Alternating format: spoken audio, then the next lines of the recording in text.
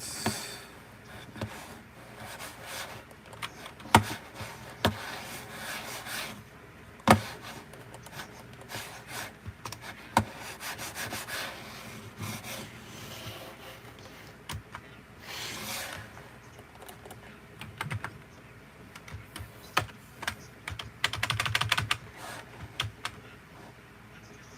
The fuck happened?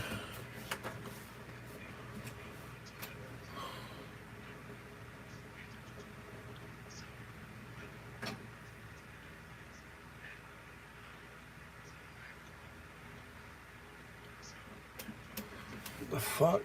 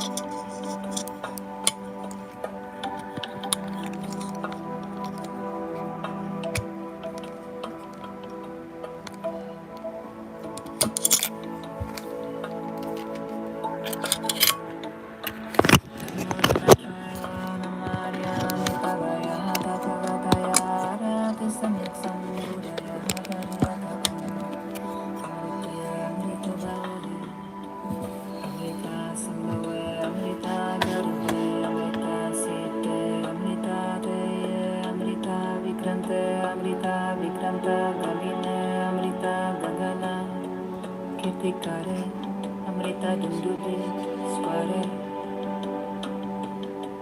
Sarvata Sarane Sarva Karma Klesha Shayam Kare Swaha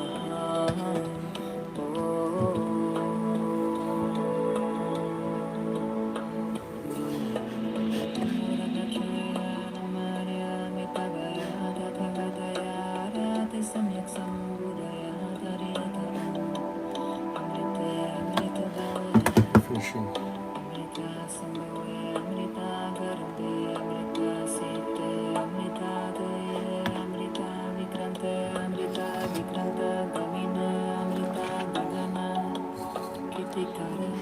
Amrita Dundube Sware Sarvata Sarane Sarva Karma Klesha Shayam Kare Swaha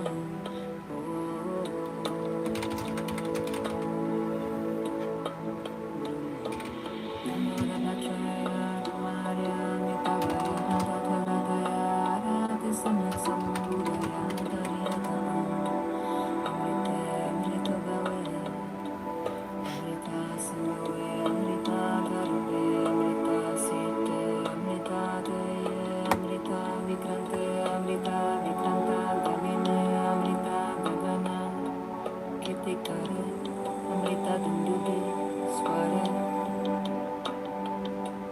Sarvata Sarane Sarva Karma Klesha Shayam Kare Swaha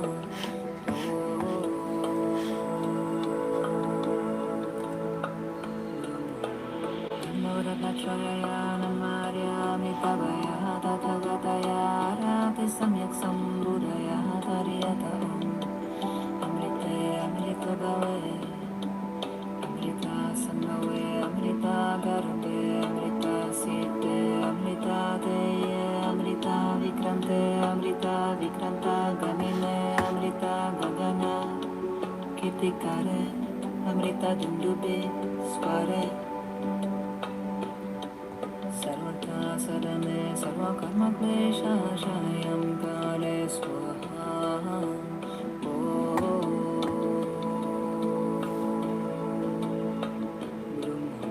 Namorabhachaya Namarya Mitavaya Tathagataya Rati Samyak Sambudaya Tariyata Amrite Amrita Bhave Amrita Sambhave Amrita Garbe Amrita Site Amrita Deye Amrita Vikrante Amrita Vikranta Gamine Amrita Gagana Kirtikare Amrita Dundube Sware Sarvata Sarane Sarva Karma Klesha Shayam Kare Swaha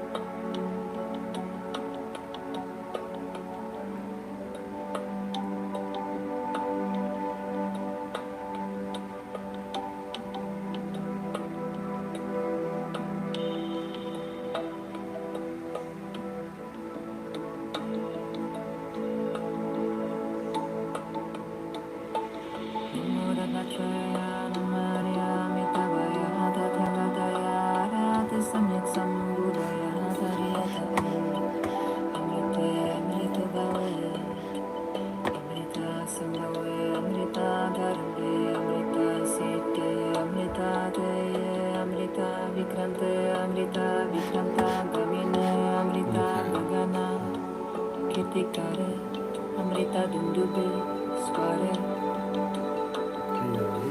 Sarvata Sarane Sarva Karma Klesha Shayam Kare Swaha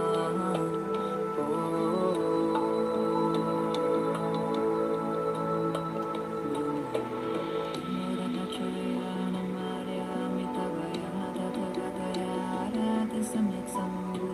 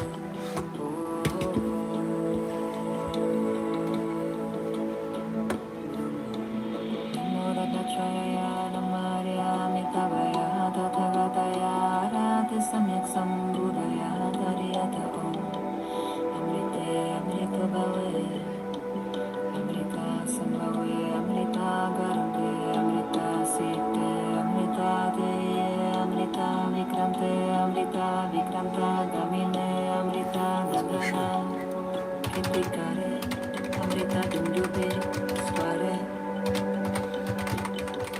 sarvata sarane sarvakarma klesha shayam kare swaha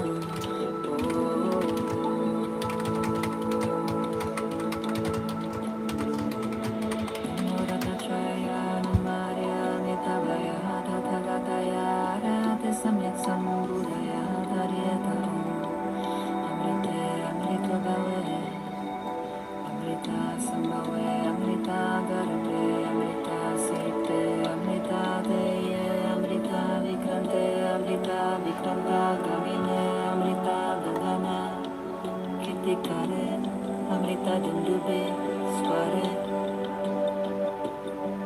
Sarvata Sarane Sarvakarma Klesha Shayam Kare Swaha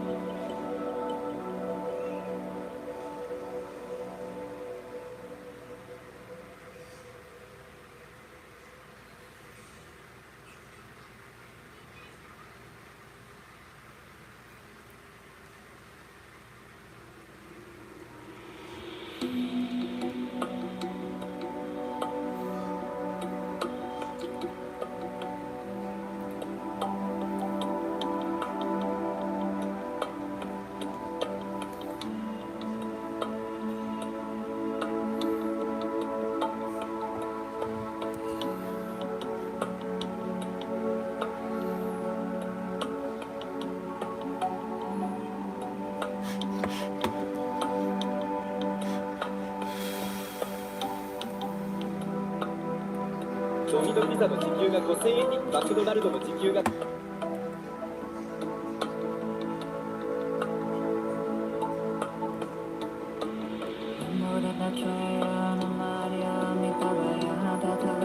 いがけないひらめきをビジネスに。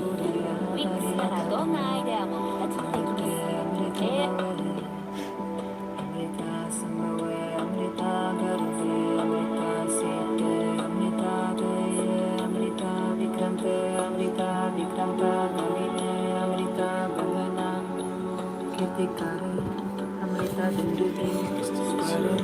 Can't read it, can you? It's better.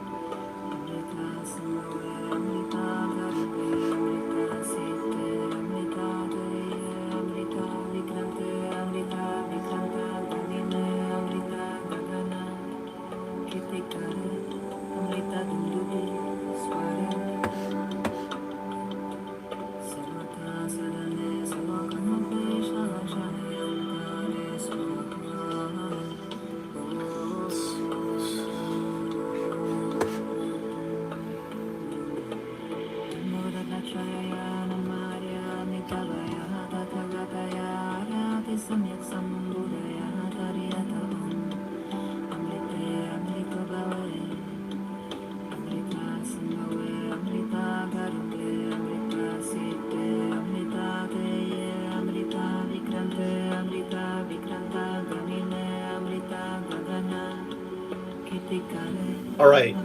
So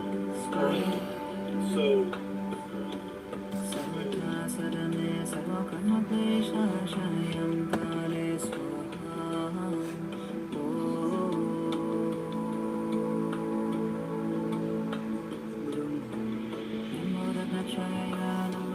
So what we're working on is getting all the tests done so that we can go into module building. This means getting the agents working and getting all of the WSP, WRE system compliant.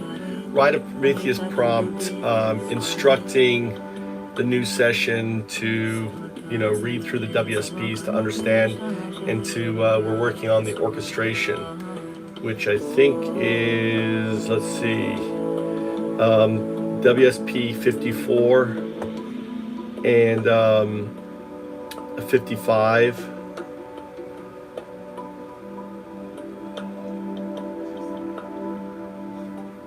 among others.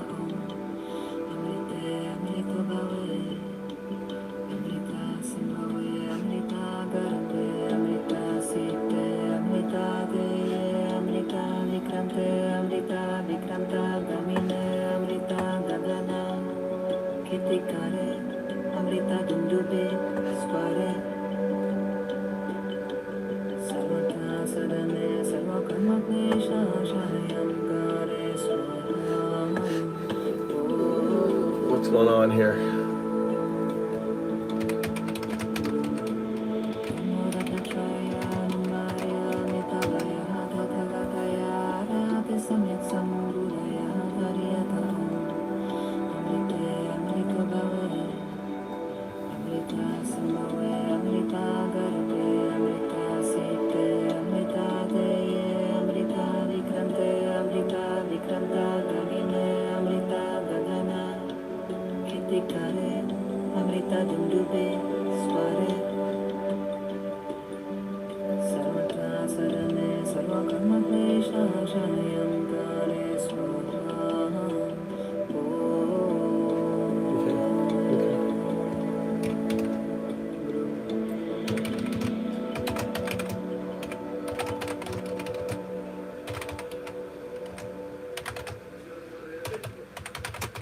What?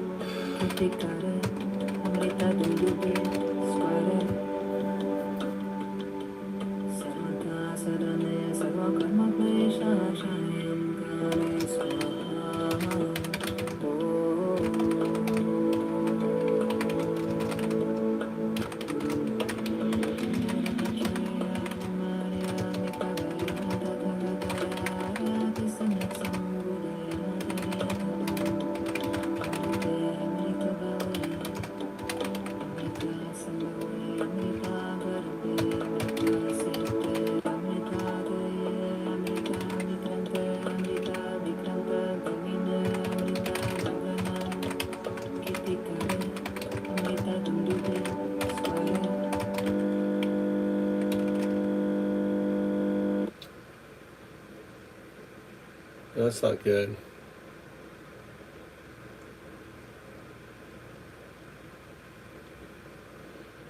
Oh my God, I got an issue with my PC.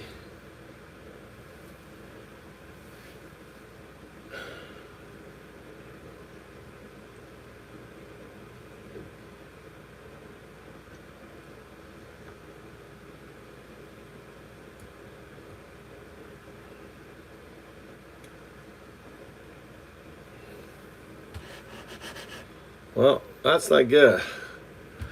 My PC just froze.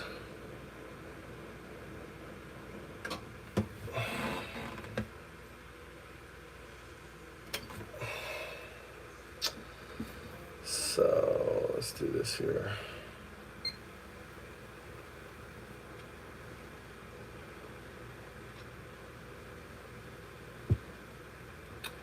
All right, my PC just froze up whilst it was running.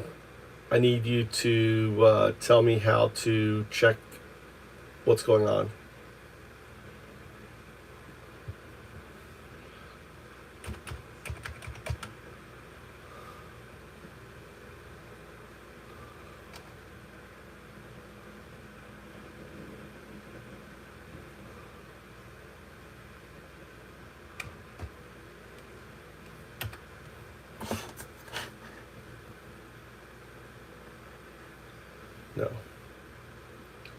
No, my PC seized up. I had to restart it.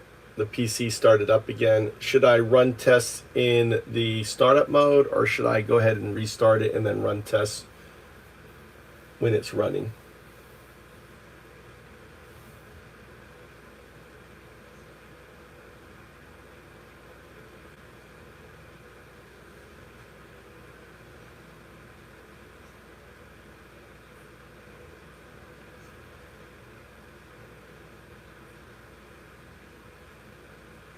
What I mean is my PC froze up. What I mean is my PC froze up and I restarted it. My question is, so I've rebooted it, it's loading up, but I need to run diagnosis to figure out what's going on, why it's freezing up.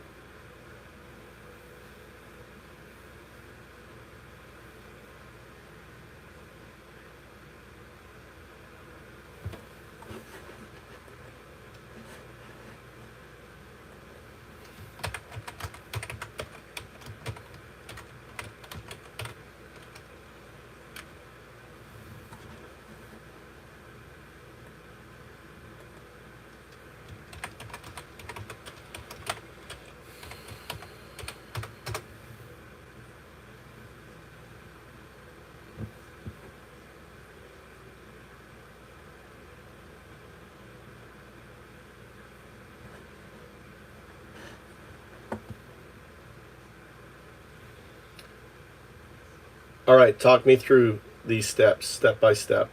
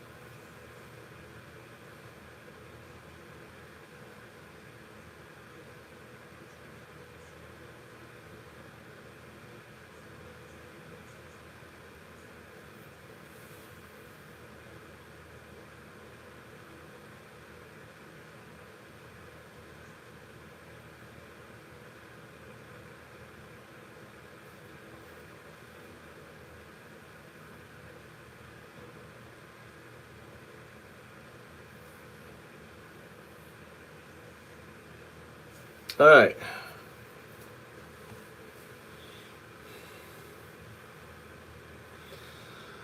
All right.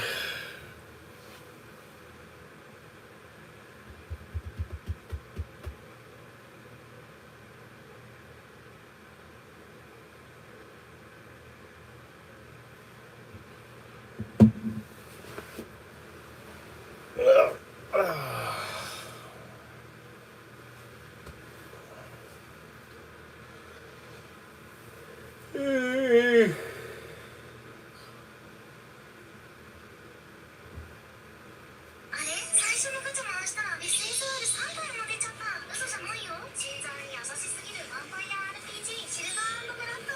ログインすぐ160連。中金でも全キャラ集まってオープニングアニメは完全に劇場版クオリティ。無料ゲーだなんて信じられない。配信しても盛り上がること間違いないし、少しでも気になったらぜひインストールして一緒に遊ぼう。Pretend at your leisure. Flying arrow.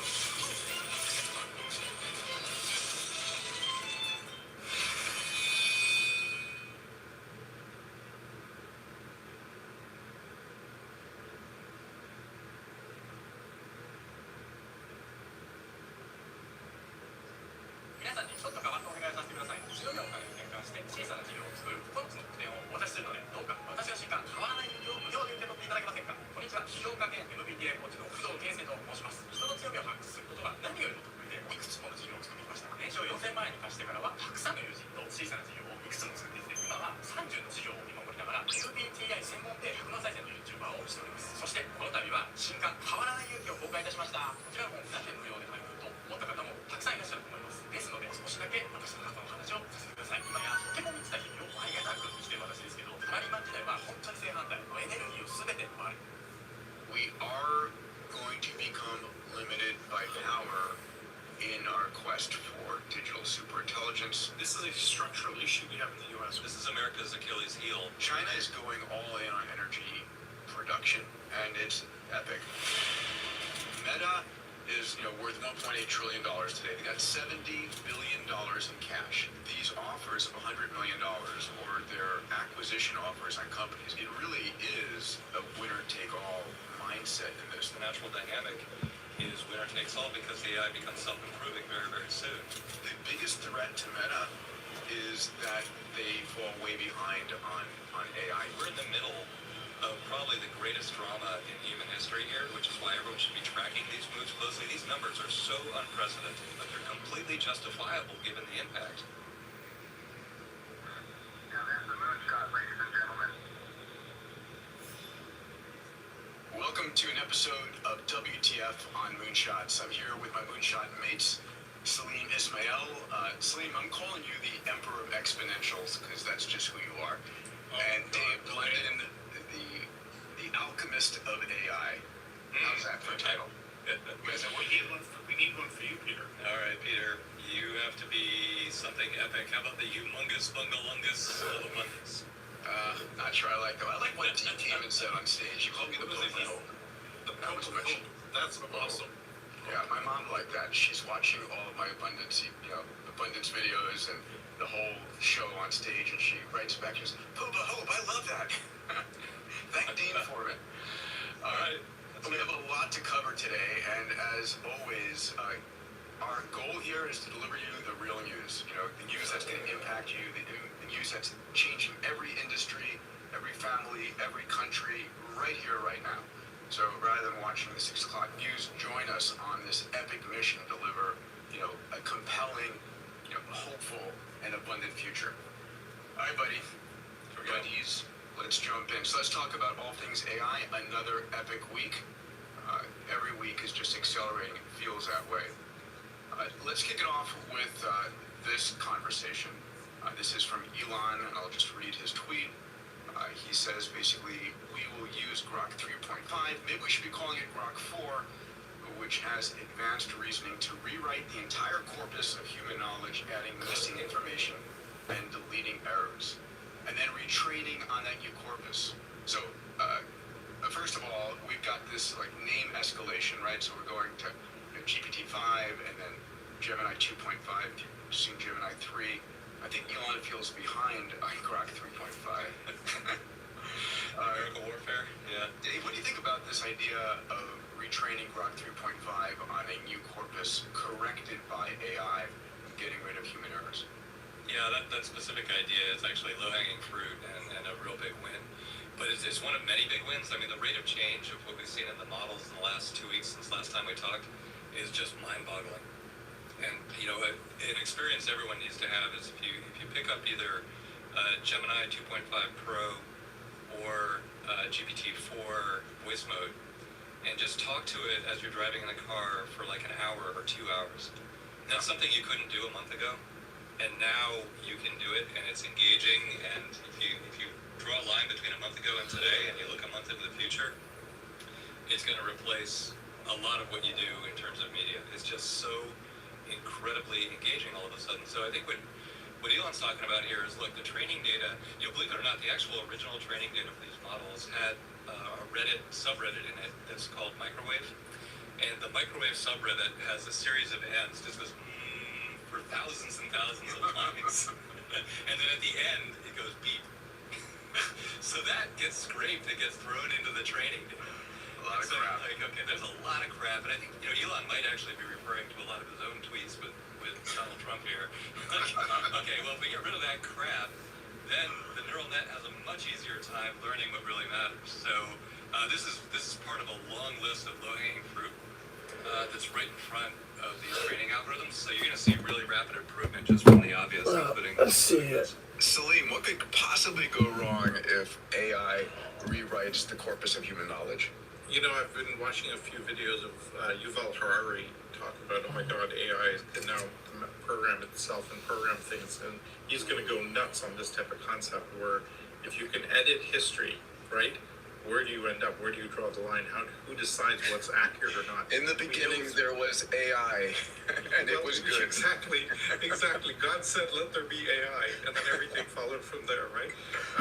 This really will pose some huge philosophical challenges. Now, on the plus side, there are so many gaps. There's so many flawed narratives where history is written by the winners of all the epic battles and wars in the past, and therefore we can balance out that viewpoint a little bit and get a little bit more reality into it. That'd be great.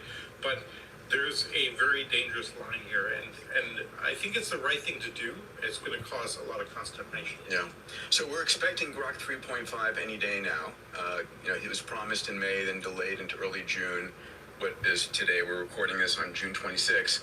So he said by the end of June. He's got 4 days left. But even if it's July, it's going to be epic. Can't wait to try and play with it. All right. I'm going to play this video also from Elon.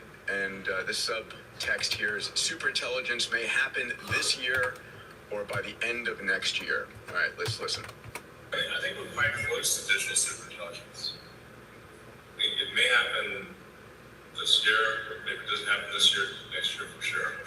The digital superintelligence defined as smarter than any human at anything. So here we've got the issue of definition, right? What is AGI? What is digital superintelligence? Dave, you and I recorded an episode we'll be sharing shortly with Eric Schmidt, going deep into digital superintelligence. His prediction is a little bit more, I would say pessimistic, but it's the next 5 years on his time frame. But what is it? Do you still have the confusion that I do when people are popping back and forth between AGI and ASI? Yeah, because no one's really locked down a clear definition, but I think Elon gave a very, very clear definition in that presentation just for that reason. AI that can do anything better, any intellectual task better than any human, that's the hardcore definition, and he's saying by the end of next year, which is the soonest date that people are saying, but he's very close to the progress, so he has every reason to be right. Yeah, no, I would not doubt his timeline. I actually went onto ChatGPT and Grok and asked them both for a definition of AGI versus ASI. Can I share that with you guys? Yes. So ChatGPT says AGI is a machine capable of understanding, learning, and performing any intellectual task that a human can do across domains with reasoning, adaptability, and autonomy.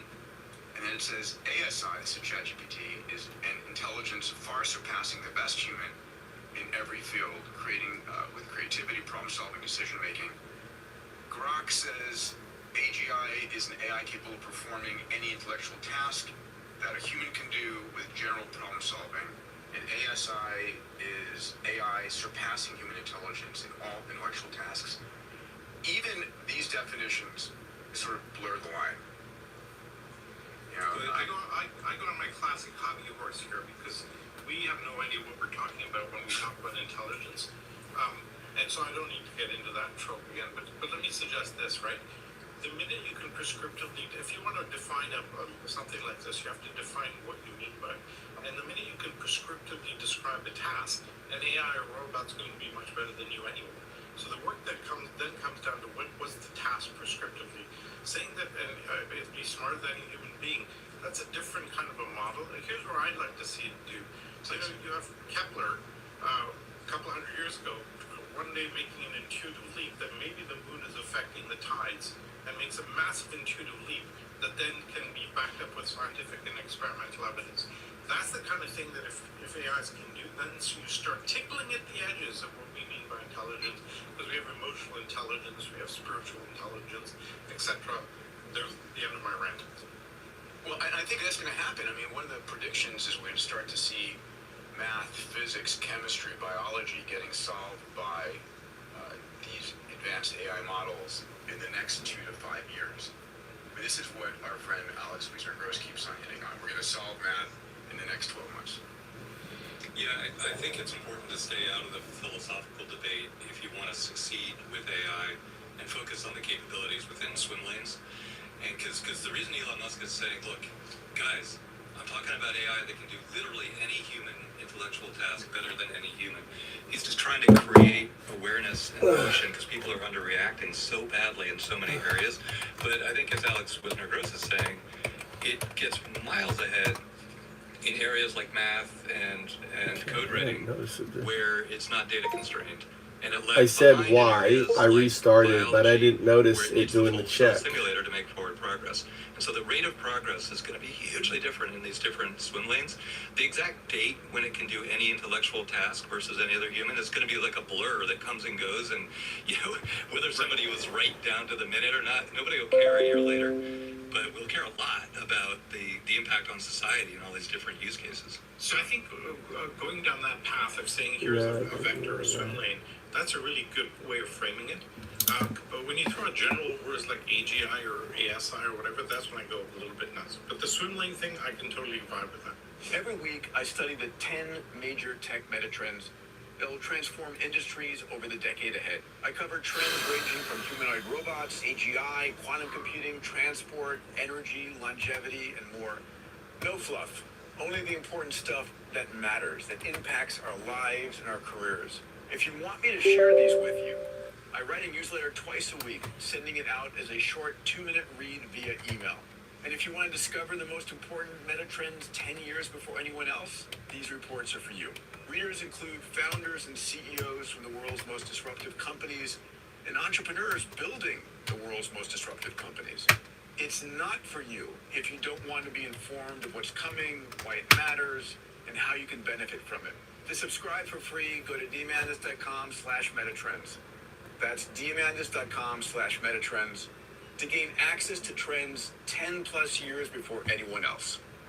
All right. I love this video. I asked the team to cut it. This is from Jeff Clune, who's a DeepMind advisor.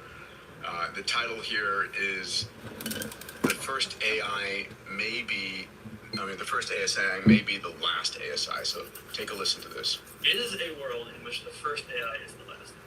And the creation of the first ASI suppresses the creation of ASI worldwide. Then that organization, whoever they are, has a decision to make. And that decision is, we just invented effectively, if that thing is aligned to them and will obey their command, we just effectively invented a god. Do we want to sit around and let those people over there also invent a god? And nobody talks about, as much as they probably should, is how quickly things might get nationalized. If you are the premier or prime minister or head of state of a country, and a company within your borders creates a super weapon, a superpower, effectively a god, do you nationalize that? Do you start giving them orders? Do you make them run everything by you? Or are you going to let them just run as a normal company? That seems very unlikely to me. So, just wow, right? I mean, I can very much imagine that. In fact, I just read a book with my son Jet called After On. Actually, second time I've read it. And it tells the Silicon Valley story of the first ASI coming online. And it is basically taken over by the government. And it is basically the last ASI because it suppresses other AIs around the world. It's a great story. Dave, what do you think about that? Yeah, well, hey, Salim, we have our side bet, and this really weighs in my favor. Look, the natural dynamic here is winner take all, and you're going to see later in this podcast the amount of competitive pressure on these, foundation model companies to get the best talent. The amount they're willing to pay is mind blowing. Well, why is that? Well, because the natural dynamic is winner takes all, because the AI becomes self-improving very, very soon. So the observation in that video is right on target.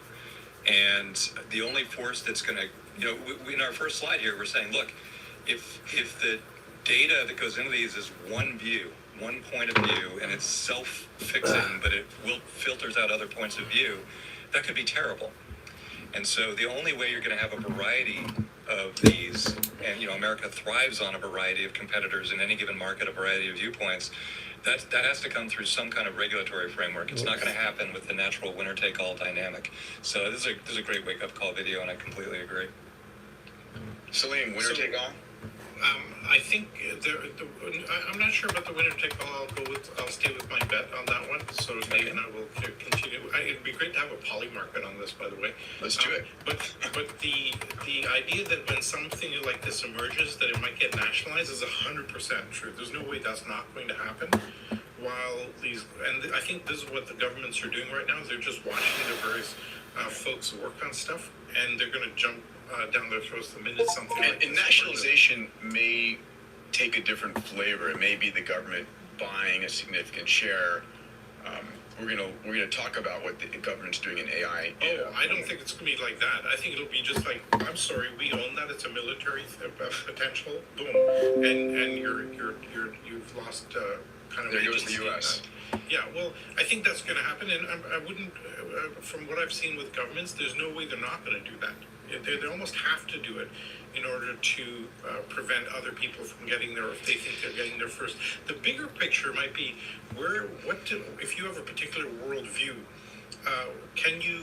what do you do with that when you have ASI? Because I have a feeling that ASI is going to strip past the limitations of a particular worldview very quickly.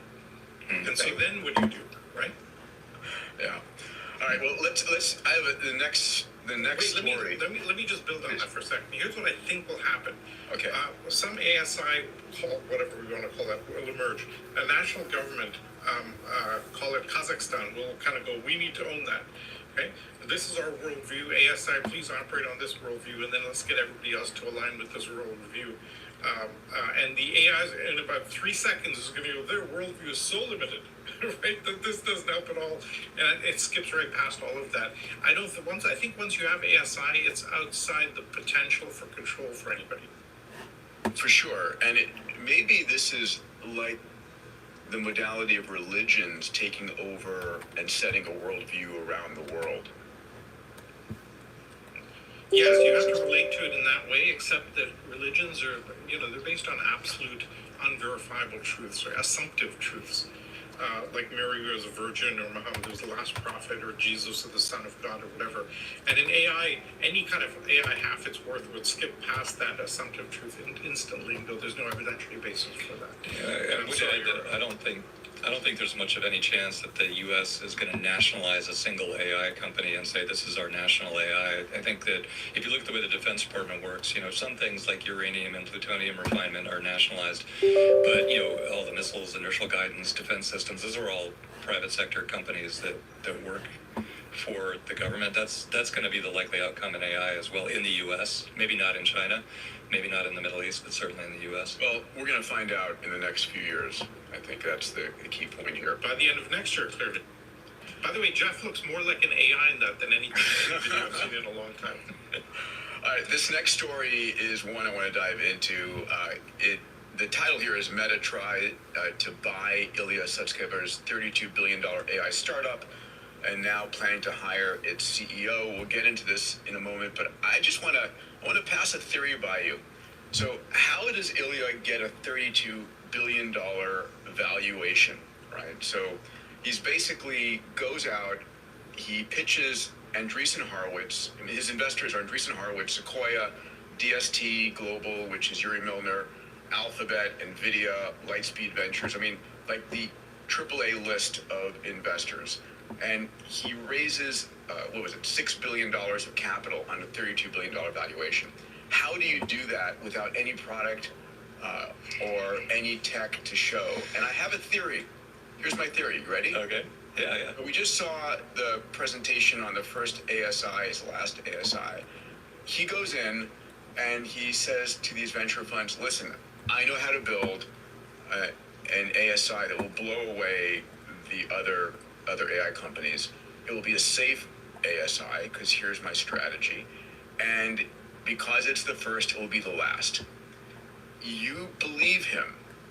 And as a venture fund, you have no other choice than to invest in that company at whatever valuation he offers it to you. How do you think about that?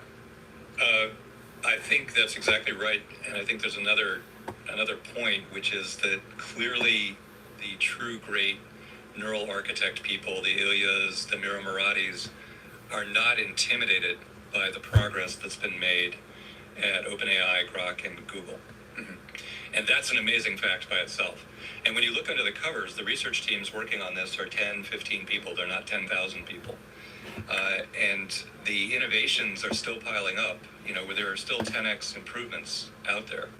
And so undoubtedly, Ilya, having been an architect right in the middle of this, is saying, look, I know how to 10x this, and I'm not afraid of the big guys.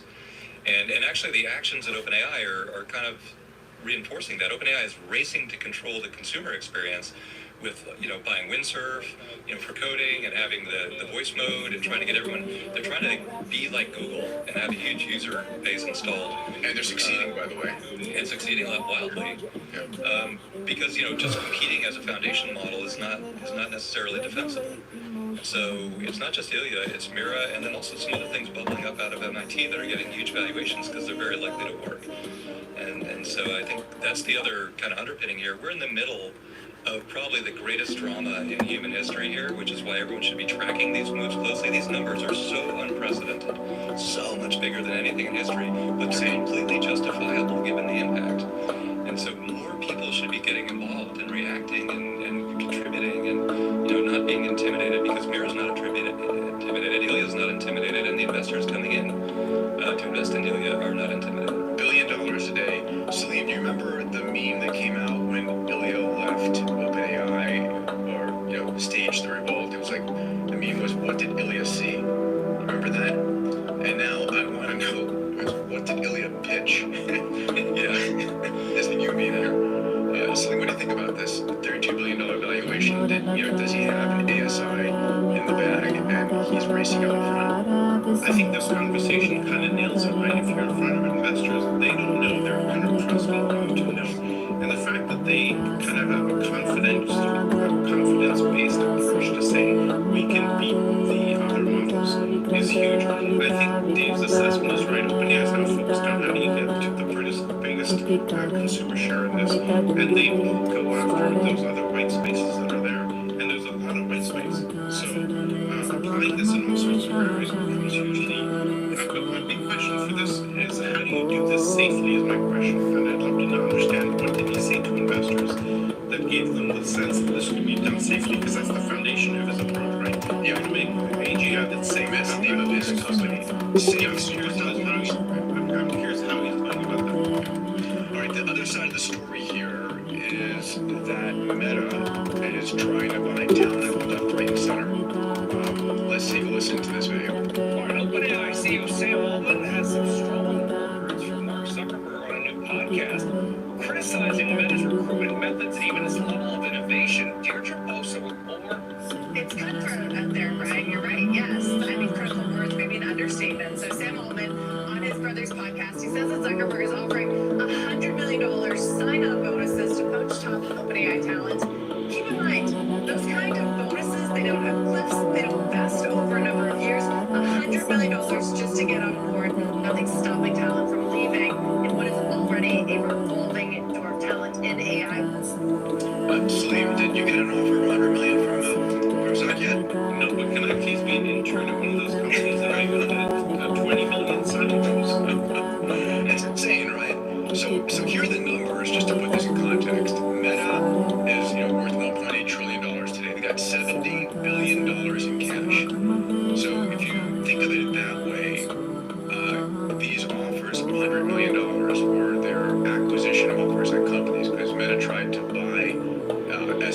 first. It makes sense. I mean, the biggest threat to Meta is that they fall way behind on AI. Dave, what's your calculus here? God, that's so much. Well, first of all, I don't believe for a minute that it's $100 million to join, no vesting, no retailing. You can't just join and quit the next day. There's no way that's true. Where that fact came from. But look, these numbers, again, you see professional athletes getting numbers like this, but other than that, it's unprecedented in human history. But it's hugely justified. If you get one of the key research talents at this inflection moment in the competition toward ASI. So it does make a lot of sense. I don't know, if the choices of who to go after are necessarily right. We heard on our tour through San Francisco 2 weeks ago, Peter, that the Lawn 4 really does suck. And it's kind of embarrassing. And I know Mark tried to save it with a podcast world tour there, but look, if it sucks, it sucks. Doesn't mean that they can't catch up in a heartbeat, though, because, a couple tweaks in the algorithm and suddenly you're back on top. And so you get the right people who know exactly how to try the next experiment, the next tweak, and it's worth a lot more than 100 million. It's worth many billions, if not a trillion. And so I think that's the bet that they're making. And this isn't the only one. There's a lot more of these coming on. Yeah, so that's a $70 billion war chest, and it really is the winner-take-all mindset in this. They're willing to do whatever it takes to move forward. Here's the Can I game this out a little bit? Yeah. So if we go back to the previous conversation, I think what Ilya has figured out is how to use AI to tweak itself, and that then gives you a very, very fast iteration path to what you're trying to do. And if the investors believe something like that, then they go, wow, if he's figured that out, then nothing will stop that from being the winner. I think you're right about that. Now, regarding this particular thing, when WhatsApp was bought for $18 billion, everybody laughed at Zuckerberg, right? And thought this is nuts, this is unprecedented, etc., etc. But it was actually a hugely important and relevant bet. So, given the past success in throwing money at this and going after it, you can see that he can see the market is that big, and this is pennies in the pocket, pennies in the dollar in terms of potential. Yeah, I would never bet against Mark for exactly the reason you just said. He can act literally and quickly, and he's aggressive, and he's super, super smart. And so what is interesting, though, is the other thing we learned on our tour through San Francisco 2 weeks ago is there is a mass exodus of AI talent out of Meta. So then Sam's saying, hey, they're trying to buy everybody back for $100 million. Like, well, dude, you just took everybody. So, it's fair game. But the question I have is why were they leaving in the first place? And why did Lawn 4 not come out the way they wanted it? And so we'll dig in on that. I'll try and get to the bottom of exactly what's going on there. But the tide is certainly throwing money at it as one way to turn the tide. Yeah, so, the story here again is Meta tried to buy SSI. They were rebuffed. And now they're trying to hire Daniel Gross, who's the CEO of SSI, and Matt Friedman, who's been on our stage at Abundance 360. Again, he's out shopping, and he just made an acquisition. He hit the Neiman Marcus store for AI, and he basically bought our friends at Scale AI. Alexander Wang also was on stage with me a couple of years ago at A360. $14.8 billion, for 49% non-voting stake in Scale AI. Dave, the IPO markets are just beginning to open in the tech and AI space. The acquisition markets are getting hot. You're deploying Link XPV's venture fund companies out of MIT and Harvard. How are you seeing sort of the acceleration? Because it's been relatively a closed IPO and acquisition market over the last 5 years. Does it feel like it's opening up now? I say, as of the last month, it's wide open. Yeah. I mean, these deals are unprecedented, huge deals. The CoreWeave IPO is way up. Circle is way up because it's the way that agents can transact with each other. The Yahoo moment clearly happened. The door is wide open, and the deals are still concentrated among the top, the Magnificent Seven. But Jamie Dimon sees that, Bank of America, everybody else sees that. So their banking teams are spooling up. Everyone's getting ready. It's going to be just like 1997, 98 all over again. That'd be great. But much bigger. Also, a couple, I don't know if people care, but the structure of the deal is really important. Please. And I know a lot about the topic. If you can cut it out of the podcast if people don't care. But this is the deal structure of the future, the 49% acquisition. Dodge's Hart-Scott-Rodino, so the deal is closed the day you sign it. You don't have to go through the 6-month torture waiting cycle of DOJ review. And it does skirt, the edge of the rules, but the rules are bright line. So, there are two parts to it. 49% is not a controlling stake, so you don't have to report. The other part is it's a non-voting stake. There's another threshold of 19.9% or 20% ownership where you have to consolidate financials. But because it's a non-voting stake, you dodge that rule as well. So you're like, well, okay, but do I really own the company? Well, then you look at the contractual structure, which isn't disclosed. There's no public disclosure of the underlying agreement. And that agreement probably says we own all the intellectual property. And, if you don't work your ass off, you have to come clean windows at Mark's house. And, a whole bunch of things like that really effectively make you own the company. And I also know that the investors in scale are distributing the capital, so it's not disappearing into the corporation. It's going to the shareholders and getting distributed to the investors in the company. So it's truly an acquisition.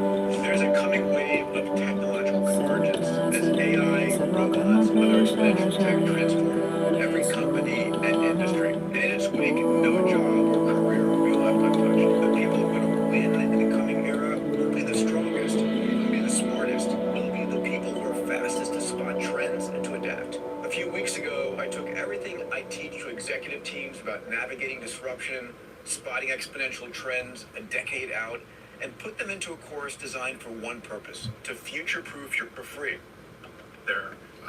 And whatever they feel they're deficient in, they're trying to leapfrog, and they're doing it very, very aggressively. Something that I love about Scale AI is really attacking the heart of the problem, which is tagging of data.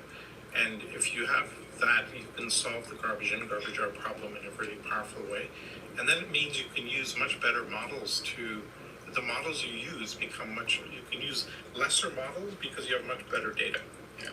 I think Jan LeCun, just to bring it back to that, and he's a super brilliant sweetheart guy at the center of this all, but he's had a much more conservative point of view on AGI and ASI. It's the same with Jeff Hinton. Jan is kind of in that camp of being, everybody needs to slow down and be really, really careful with what we're about to unlock here. Yeah, I think Mark is an engineer at heart. All these guys are engineers at heart. They're not trying to buy an AI philosopher. They're not trying to buy, a lot of the people that are the senior AI leaders from the big labs are saying, look, there's something fundamentally missing from these transformers. They're not actually reasoning. They're just brute forcing their way to intelligence. They don't want to buy that. What they want to buy is, I know how to make this algorithm work on 1 million concurrent GPUs. I know how to change the algorithm so that it stays synchronous across all this massive amount of compute. I know how to actually deploy the transfer algorithms. The Swiggloo isn't working. We need to go back to ReLU. Like stuff like that. That's in the minds of these mid-20-year-old geniuses. That's what they want to buy. And so what's interesting to me is normally the older, kind of highly successful Eric Schmidts have all the money, and the young people have all the brain power. But here, the young people have the brain power, and now they suddenly have all the money too. So that's a new thing in the world as well. So, speaking about brain power and money, Masa-san, one of the guard investors, has pitched $1 trillion. He wants to replicate Shenzhen scale within the U.S. Let's take a listen to this video. $1 trillion worth of investment out of SoftBank in the context of $1 trillion, and he wants to recreate that Shenzhen in the US. Potential looks like TSMC, of course, the foundry, and of course Samsung as well. You can imagine that OpenAI that we used to play as well as well. And it's moving closer into data centers in terms of their CPUs.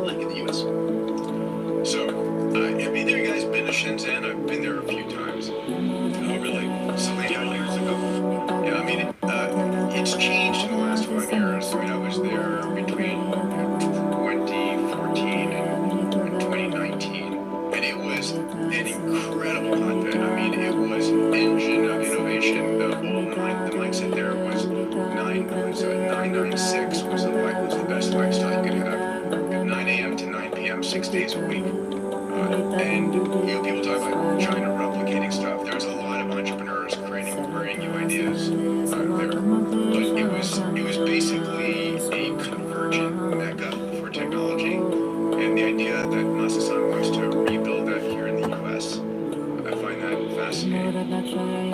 Thoughts? Yeah, part of that vision doesn't align. Where one of the questions I was asking Dee Scully is, the talent pool, the computer science talent pool in Boston is about 20 times bigger than in Silicon Valley, and it's also not nearly as picked over. Why doesn't OpenAI open an office in Kendall Square, just like Google did and Microsoft did? And the answer is, yeah, we would do that, except the timeline to AGI is so short that we're going to have a multi-billion-dollar or multi-billion-person AI workforce before we can even finish the building and populate it. And that's a very interesting insight. Yeah, so then you're like, okay, well, Shenzhen, that's a huge number of people, buildings, but is that timeline going to line up with the Elon Musk video that we saw a minute ago? So, I think the constraints here are electrical power and chips, and not so much building a huge city that's all working on it. It's the 60s, but it digitized, dematerialized, democratized, demonetized, and disrupt. And here's this is a chart near and dear to your heart, Dave. Cursor, the fastest SaaS growth in history, $500 million of ARR in under 3 years, blowing away Anthropic and Uber and OpenAI. Talk to me about this.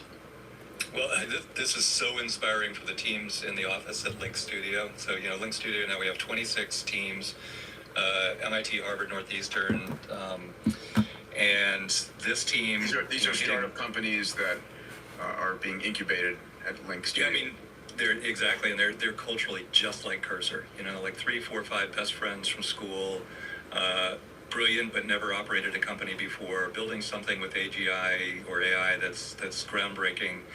And so they see a company like this thriving and hitting a huge valuation, but also, back when this happened in the internet era, you got huge valuations, but the companies were very fragile because they didn't have a huge amount of revenue. These companies, 500 million of revenue, the margins on that must be astronomical. And so they're raising a lot of money at a big valuation, greater than 10 billion-ish. But they can actually operate profitably, on one day's notice if they want to, because they're not headcount intensive. So these are like the best companies financially that we've ever seen in history. And then the timelines are just laughable, like 2 years to get to 500 million of revenue. How many Cursors are out there in the next couple of years? Dozens. It's actually constrained by the number of teams, not by the number of opportunities. So it's fascinating, right? We got constraints on electricity, on chips, and on the smartest entrepreneurs who take this forward. At least for the moment, it's humans that are constraining. Well, the difference in the vibe around Boston versus any time I've ever seen is just so blatantly obvious and palpable. You just need to walk around. But everywhere you go, everyone's like, just talking about Scale AI, talking about Cursor. These are, their fellow alumni that they actually knew. Yeah. And so, the jealousy factor is a great motivator. It's really an amazing time. Salim, and these are all exponential organizations. All EXOs. They have an MTP. They're using community effectively. They're building developer communities. The engagement levels are really great. They've gamified in many cases what they're trying to do. It's phenomenal to watch. We predicted this in the book, right? We said we're going to have just a continuing increase in the velocity and scale and speed. This is surprising even to us at some level, because the speed of, 500 million ARR in this time scale is just unbelievable. I do agree with Dave, there's a lot more coming down the pike on this, and these curves are just going to get more and more vertical. The teams is a really intriguing problem. How do you find the right teams? And I'm wondering if you could use an AI solution to find teams that can then be put together and thrown together for this. That would be a really interesting problem. Dave, can you do that? One of our billion-dollar investments is Mercor. That is all about, finding and hiring. But is that for the general employee? What are the attributes of the founding team that you're looking for? Yeah, great question, and we study that all the time. We quote the Fred Wilson rule a lot. We call it the Fred Wilson rule. Fred didn't call it. He's the Union Square Ventures founder, MIT alum, most successful venture capitalist of all time, numerically. Keeps a low profile, so we don't talk about him every day, but Fred Wilson is really a god of the industry. But what he says, as he gets older is, I always invest in teams of 3 or more best friends who write the code themselves, meaning they're really technical, all 3 of them or more, and I trust them. And if they pass those 3 filters, I invest even if it's the stupidest idea in the world, because they'll change the idea much more quickly. You can't change friendships, you can't change relationships, you can't change yourself overnight, but you can change your idea overnight. And once you get them into an ecosystem of other people that have great ideas, take them out to Silicon Valley, introduce them to Eric Brynjolfsson, take them to HAI, take them over to OpenAI headquarters, run them through Google. We're doing all that with these teams now.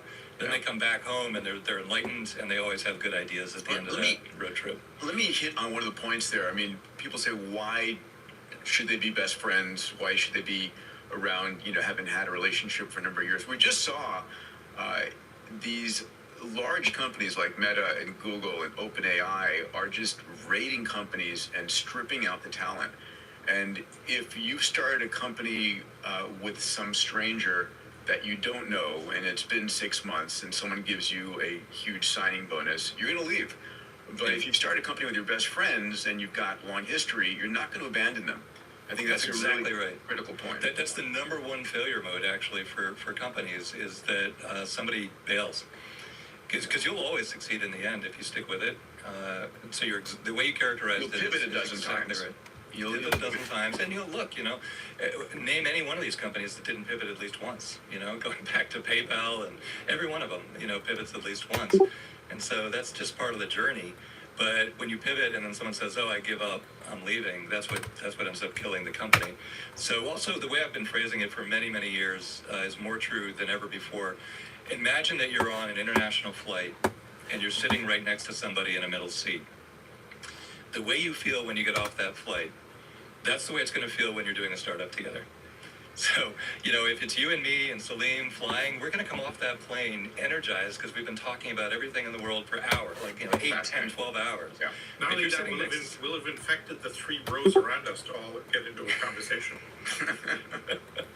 Yeah, walk out with more employees than you started with. Yeah, Salim, when we had Singularity University's graduate studies program, the GSP, going, and we were starting companies that had a 10 to the 9th plus mission, right? Impact 1 billion people over a decade. And we were starting companies, it was around the same exact time frame that Y Combinator was getting going. And the failure mode, I think, was that we thrust, 100 alpha males and females into a room, independent of each other, and said, start a company. And that was very different than Y Combinator, where teams came in with an idea already. And that glue, pre-existing with something that they're all passionate about, I think is a super differentiator for investments. And if you look at the track record, the ones that did succeed, but the ones that became friends and stuck together over time, the one thing we did do was created lasting friendships that were lifetime long.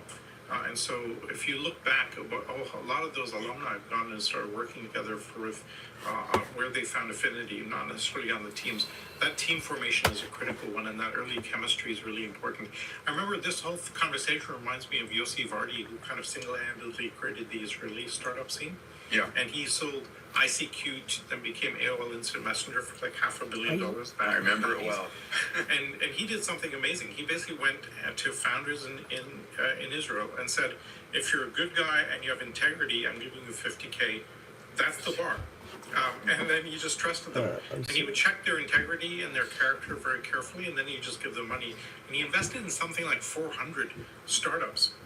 And the outcome of those has been a little bit like the Fred Wilson type, where it's just been off the hook. So the team and the individual that you're betting on is everything in this type of movement. Salim, you're so right, and you reminded me of something that's really, really important. Peter, remember when we went over to Israel, to Tel Aviv, to Startup Nation, to try and figure out why the startup success rate is 5 times higher there than anywhere else on the world per capita, than anywhere else in the world. And there are a lot of reasons, but a lot of it comes back to everyone has to do their military time, and there's a huge amount of bonding, you know, just marching through the desert together and suffering together, and that creates these lifelong friendships. Then you go to college and you appreciate it a lot more, and then you start your company while you're in college.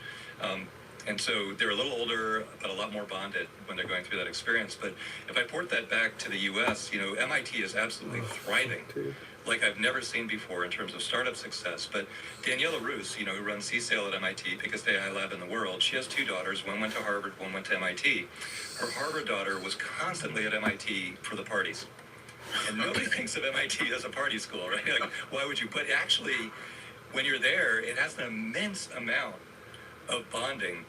Part of it is because the way it's set up with the living groups and the fraternities and sororities.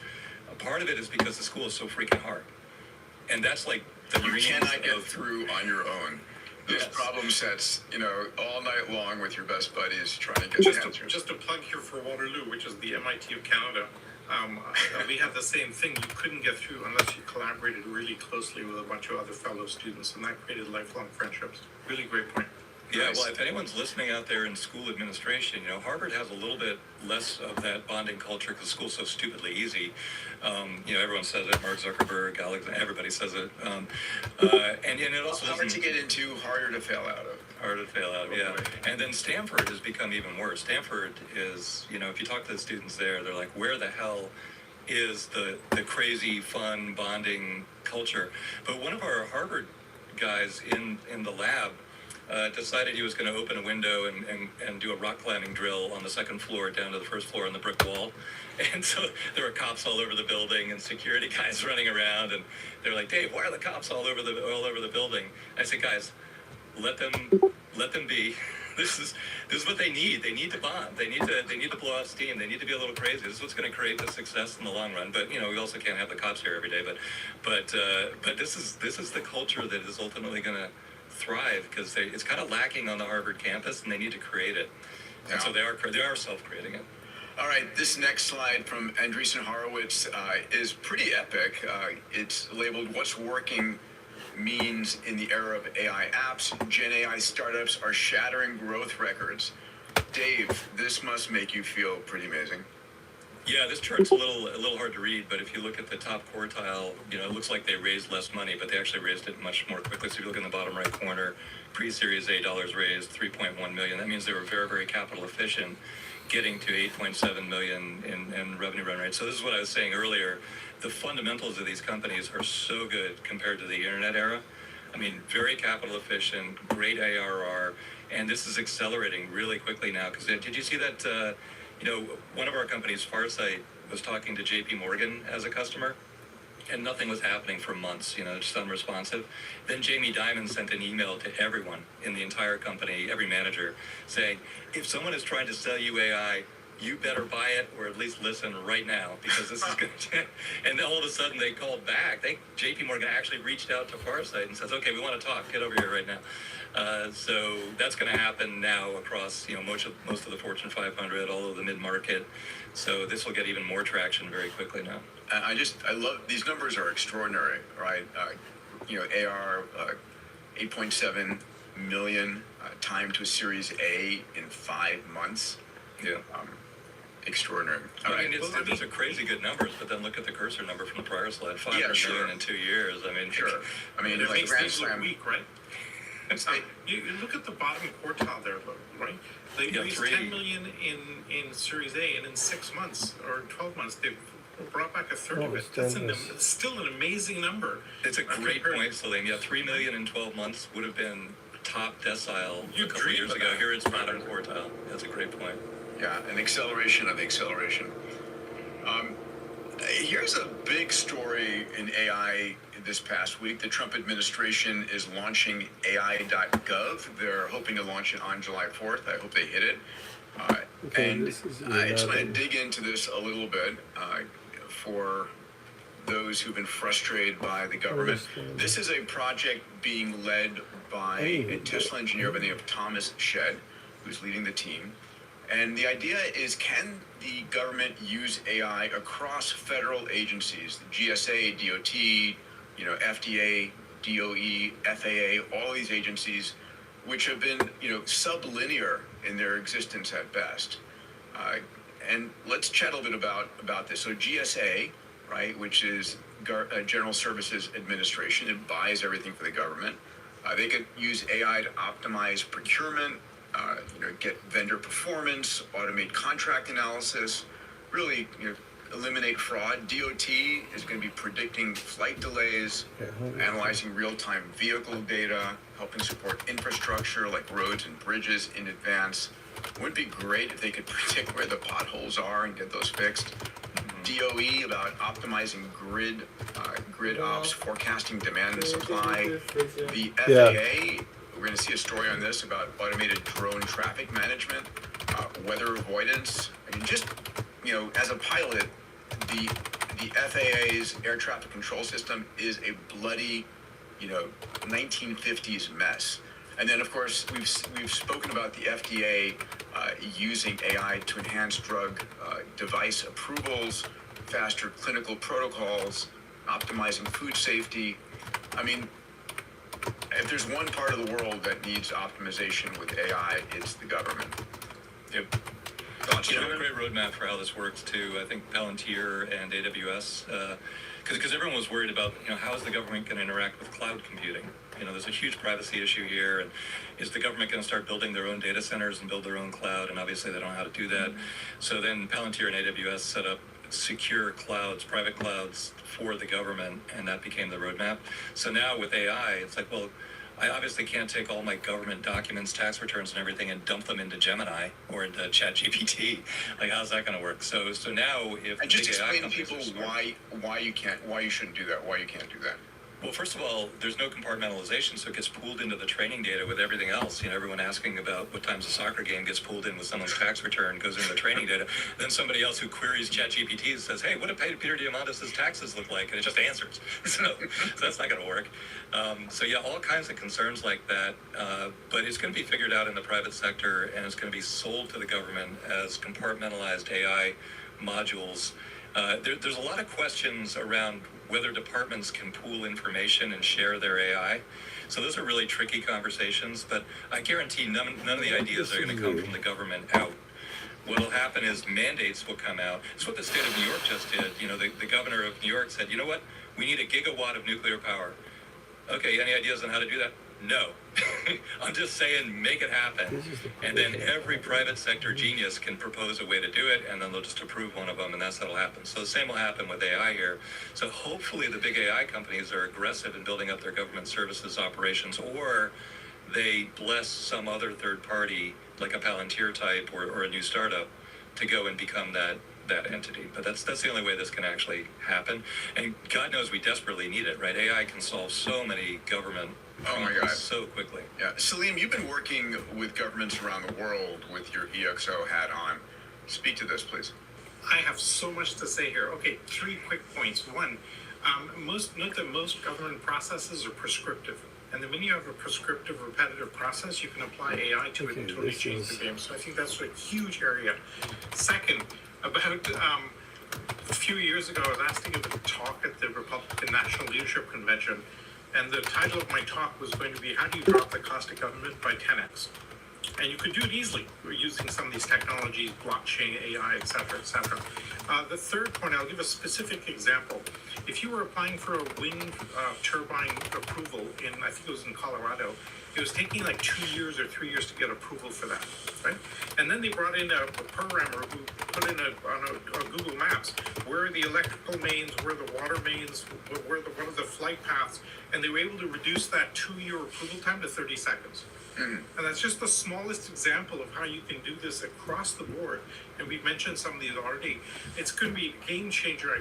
I'm so excited about the potential government applications of this. I love it. And it is. A quick aside, you probably heard me speaking about Fountain Life before. And you're probably wishing, Peter, would you please Let's go, stop Mikey. When are we leaving? Fountain Now? Life? And the answer is no, I won't. Because genuinely, we're living through a healthcare crisis. You want to eat some food first? 70% of heart attacks have no precedent, no pain, no shortness of breath. And half time of is those it now? people with a heart attack never wake up. Huh? You don't feel cancer What? until stage 3 or stage 4, until Right. it's too late. But we have all the technology required to detect and prevent these diseases early at scale. That's why a group of us, including Tony Robbins, Bill Kapp, and Bob Haruri, founded Fountain Life, a one-stop center to help people understand what's going on inside their bodies before it's too late, and to gain access to the therapeutics to give them decades of extra health span. Learn more about what's going on inside your body from Fountain Life. Go to fountainlife.com/Peter and tell them Peter sent you. Okay, back to the episode. Here's a related story. The U.S. Army appoints Palantir, Meta, OpenAI execs as lieutenant colonels. This is a special unit created to support the government. Fascinating. I'm going to give some names here because they were published. The appointees include the Palantir CTO, Shyam Shankar, Meta's CTO, Andrew Bosworth, Kevin Weil, the OpenAI's Chief Product Officer. Kevin's going to be joining us on this podcast in the next Cannot wait for that. Yeah, and Dave, you and I had an amazing meeting with Kevin up at OpenAI headquarters. And then Bob McGrew, former OpenAI Chief Revenue Research Officer. So I find this absolutely fascinating, sort of indoctrinating, and actually they made it super fast. There's no required traditional training, no boot camp for these individuals. What are your thoughts? Peter, you didn't read the quote there, the backlash quote. Okay.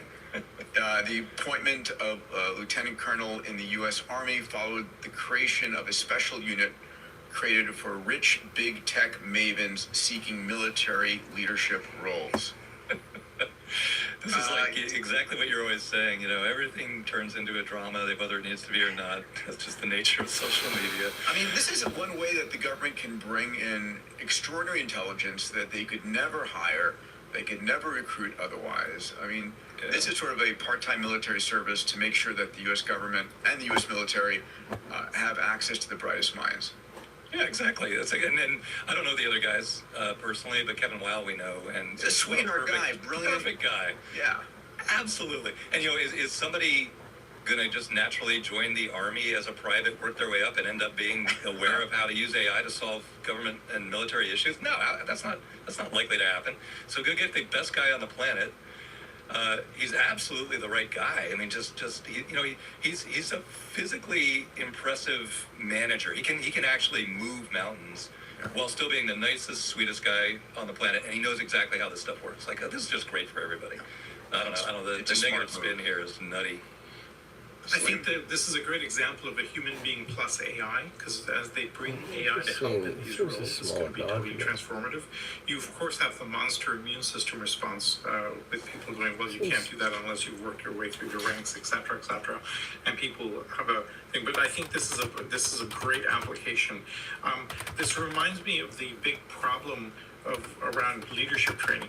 Right, and we've spent decades and dozens of hundreds and thousands of books written on leadership training, and then about a few years ago, it turned out the best leadership training in the world was World of Warcraft, and the fact that technology can outstrip this age-old human kind of institution is unbelievable, but it's there.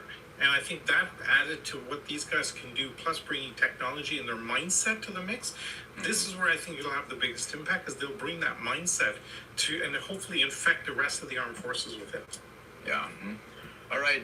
Talking about sort of breakthroughs in AI, I love this. My, hats off to DeepMind, continually to push new capabilities out that support all of humanity. So this is a DeepMind algorithm supporting better tropical predictions for cyclones. Let me just play the video here. It's no sound, but let me give the data. So it's a 5-day track prediction that averaged 140 kilometers closer to the actual storm path. Right, it's the difference between hitting Florida and Georgia or Virginia. This was trained on 5,000 cyclones over 45 years. Here are the numbers on impact. There's about $1.4 trillion in economic losses for cyclones over 50 years. And I'm excited about this. Thoughts? Yeah, I mean, it's there's a piece of AI folklore called the bitter lesson. Basically, anytime you throw a lot of data and a lot of compute at one of these algorithms, you're likely to get a great outcome.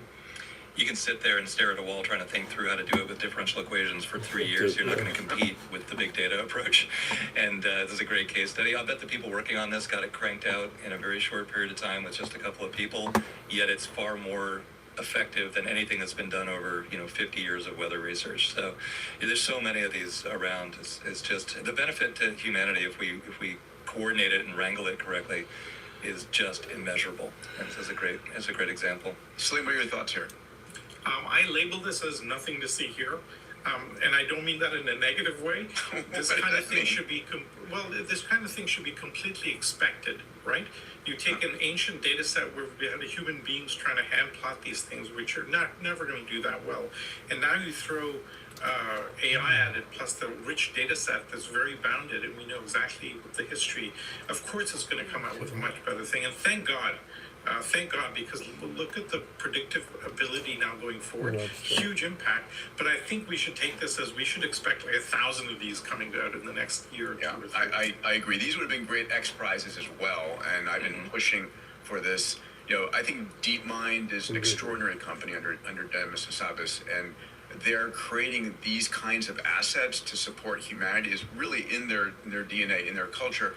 I can't wait for an earthquake prediction X prize or an earthquake prediction algorithm, right? I mean, if you could predict an earthquake with instead of like 30 seconds or a minute, with 10 minutes or 30 minutes, getting people into safety would be huge. I mean, one of the can I just drill in on that? Sure. That's a perfect example. Like, we know animals can sense this early. Exactly. Right? The data's there.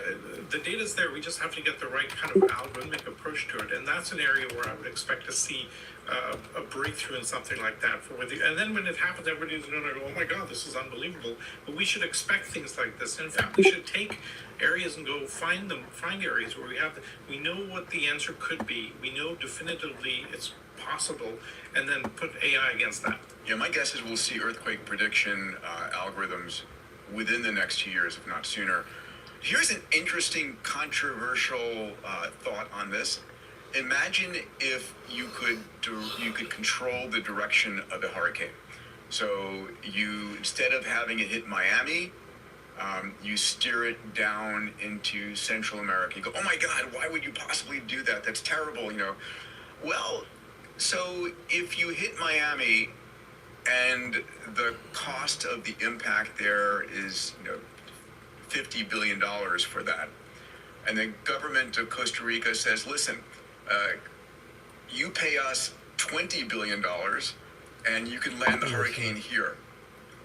An interesting arbitrage on geography. Crazy idea. We have to control the path of these things. Do you know the mechanism that they use for that? I mean, butterflies. Butterfly effect. I think you'd use lasers and heating the atmosphere. Maybe it's magic voodoo dust. I don't know. I mean, I can just see the other side of that coin, right? Hey, Mr. Trinidad, maybe you want to pay us some money so that we make sure that hurricane doesn't hit you. And you get all sorts of crazy outcomes. But if you can measure it, you can impact it. And I find this, again, huge, interesting implications. Okay, our next story here comes from Mattel and OpenAI. They've announced a strategic collaboration. I've talked about this forever, super excited. Your toys are going to become super intelligent with GPT-5. So your Barbie doll, your Hot Wheels, your American Girl. I know that, Salim, that you in particular like the American Girl dolls. Thomas and Friends. Sorry, buddy. It's okay. You've uncovered my deep secret. I think this is going to be a boom for the toy companies. And, I mean, this is going to enable rapid, early education of our kids. That's the area I'm really excited about, because the feedback loop, as you have interaction with these Yeah, I toys, don't know, I just you'll can't get learn a lot some about of the that. child, Yeah, and we can some of use that for understanding learning behavior, guardrails that you can implement, where their motivations are. I think it's so exciting, because we'll get more data about young children than we could ever gotten before. Yeah. I was a little surprised OpenAI wanted to touch this one. It's really clear when you're talking to the AI voices now that they're within a year going to be just crazy engaging, super friendly, and a lot of kids are going to prefer talking to AI all day than to talking to real friends. And there's good and bad that comes along with that. I've loved every minute of raising my kids, and I hate to see that change in any way. But it's clearly coming soon, and it's inevitable. The other part, Dave, is sparking their kids' imagination, right? When you have to make up what your Ken doll or Barbie doll is saying, that's critical for fostering early curiosity and imagination. It is, and you have the echo chamber risk on the other side of that. So if it's done right, it's an educational goldmine, and the kids are happy. And a lot of schools are terrible, so you're alleviating a lot of that. So if it's done right, it's incredible. If it becomes an echo chamber, then you can see where it can go bad in a real hurry too. That's why I'm surprised OpenAI wants to touch it, because when you start talking about kids, you cannot make a mistake, right? You got to get it right. Yeah, there was a friend of mine that had a product called Moxie, which was an AI robot. And it was mostly being used for young kids with educational challenges, right? Neurodiverse kids. In which case, creating a best friend and helping them open up and communicate, there's real value there. What happened when you AI enabled Chucky? That'd be interesting. A whole new set of movies coming out. All right, let's jump into a little bit of AI in education.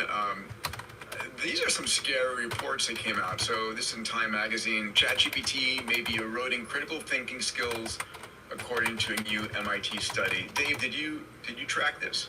Yeah, well, only because you put it in the slides. I said, I better understand what's going on here. It sounds really, really important. So I dug up the research and read it. And it's nothing surprising if you think about how Waze works, right? A lot of people don't know how to drive anywhere unless they turn on Waze. Like places they go every day, they still could not get there without turning on Waze. It becomes a crutch really, really quickly. So that's what's happening here with writing, where you would have thought through all the underlying topics in order to write it, because the AI is filling in the blind spots. You just don't really understand what you just wrote. But it's not at all surprising. It's when you write it up and put it in a headline, it opens your mind to what's going on. But when you read the paper, you're like, oh, duh, of course, this is exactly how it's going to work. Yeah, this is some of the data. I don't know if you want to use this to recount what the study said.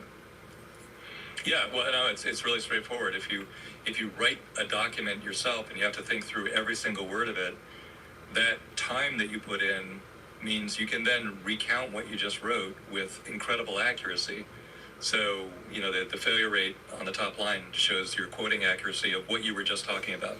So if you use AI to write the same paper, and then you immediately ask you, hey, what was Shakespeare's favorite toy? Like, I have no idea. Well, you just wrote it down. Like, oh, did I? Yeah. So that's the 83% failure rate if you use ChatGPT versus 11% if you're using Google, meaning you're actually looking up the data, then you're composing it. I mean, when you're doing the writing, you're doing the research and doing the writing, you're effectively training your own neural net, and the data is being deposited in your brain. It is scary. It's going to become a crutch in terms of thinking, and it's going to get a lot worse. Yeah, I didn't read it as all bad, but I think that you got the work done 100 times faster in the left column. Sure. So your neural net actually didn't have time to retain every little detail, even if, I don't know, if society is going to move 100 times faster, we're not going to retain every detail. It's just that simple. So yes, as a teacher, you could say, look, the kids are not really learning this stuff. But as a person moving through life, the kids are covering a lot more terrain. Isn't that more important? So it's a mixed bag. It's not all bad.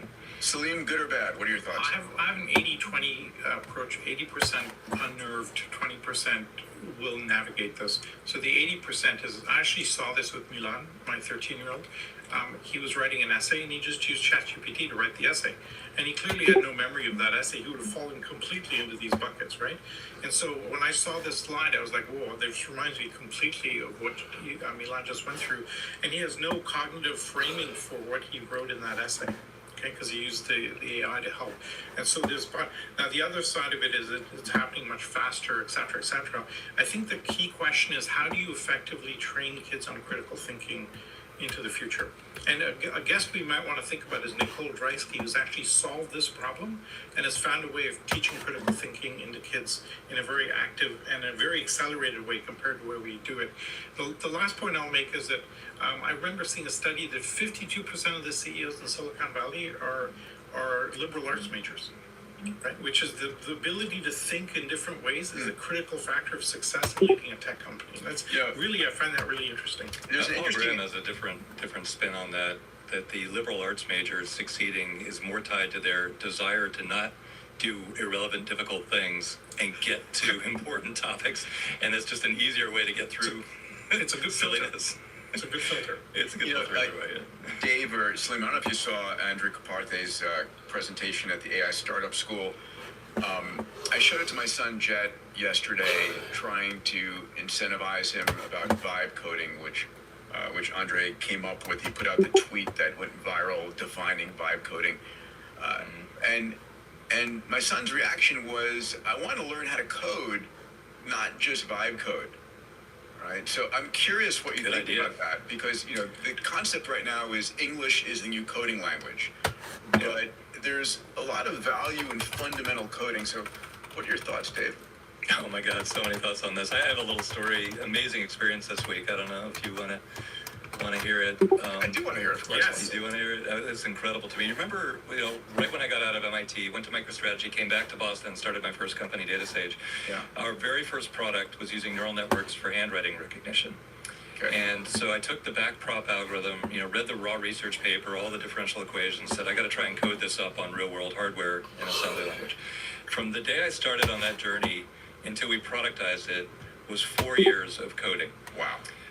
And then that turned into a few million of revenue, and then we just skyrocketed from there. Well, then $1 billion exit. Did you say you coded up in assembly? Well, we had to, because we started out in a high-level language, but you needed to squeeze every MIP, every flop out of these processors to build anything scalable enough to work. So, we invented quantization, which is now all the rage, to try and shrink the parameter size, anything to get another 2x performance out of these things, just to make it work in a real world use case. Awesome.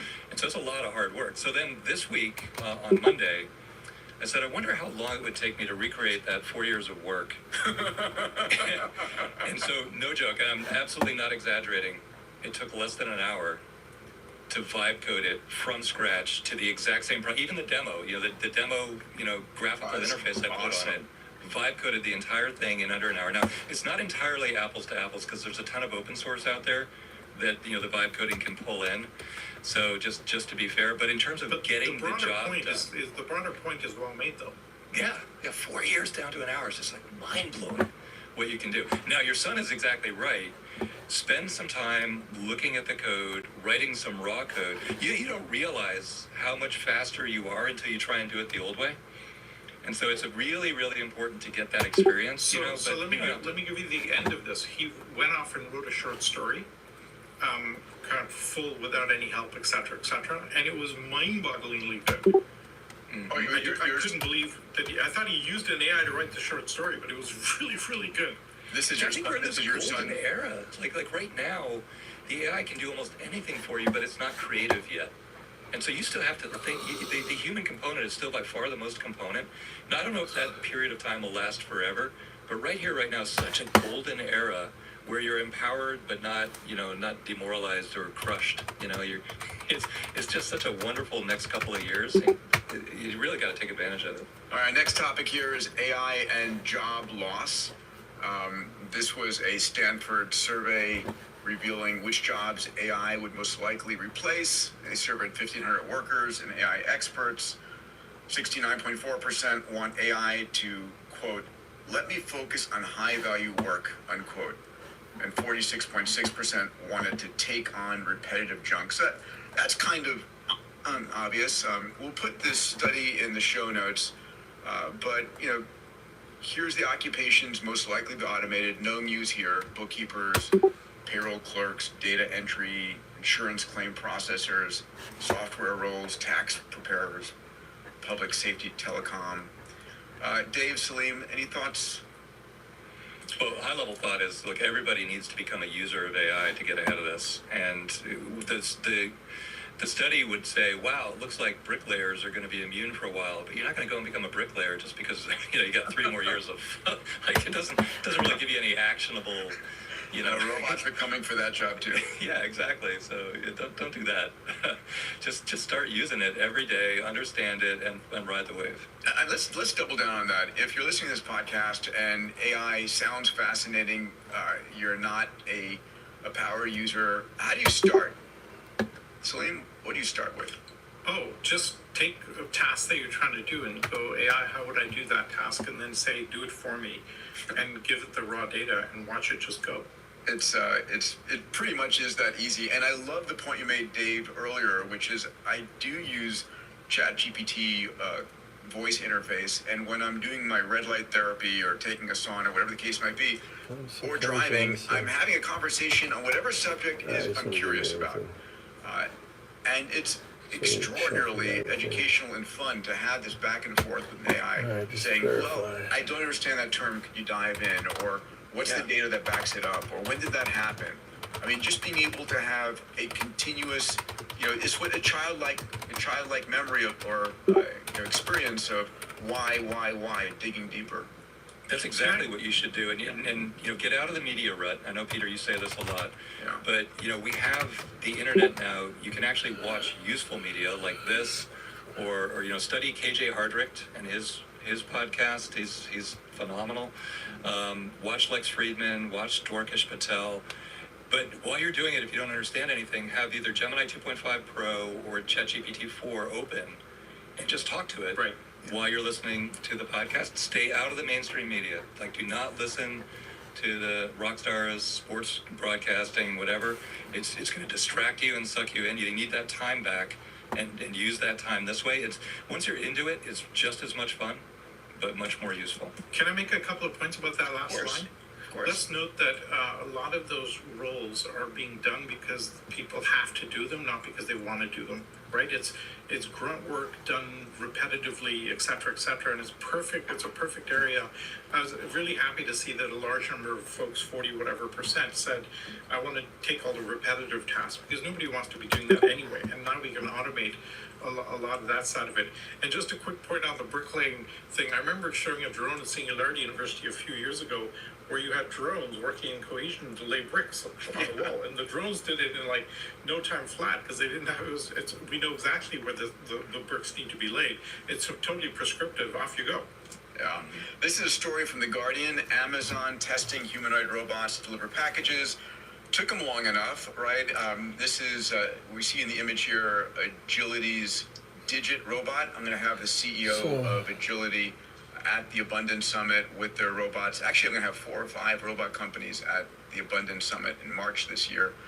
You can learn more at abundance360.com. I mean, if this signal I was a little exists. alarmed when you read it's going to spring out of the van. That's going to be a little unnerving when that starts happening. My two dogs are already freaked out by the postman. What the hell did they do? I mean, come on, guys. We're going to have autonomous vans driving around where robots do the last 10 meters of delivery to your doorstep. And it's going to drop the cost of this. So we're going to see, drone delivery of products. We're going to see, autonomous van and robot delivery of products. This is happening. There's no question about it. It's a when, not an if. Agreed. Right. And so the question is when. When do you predict, Salim?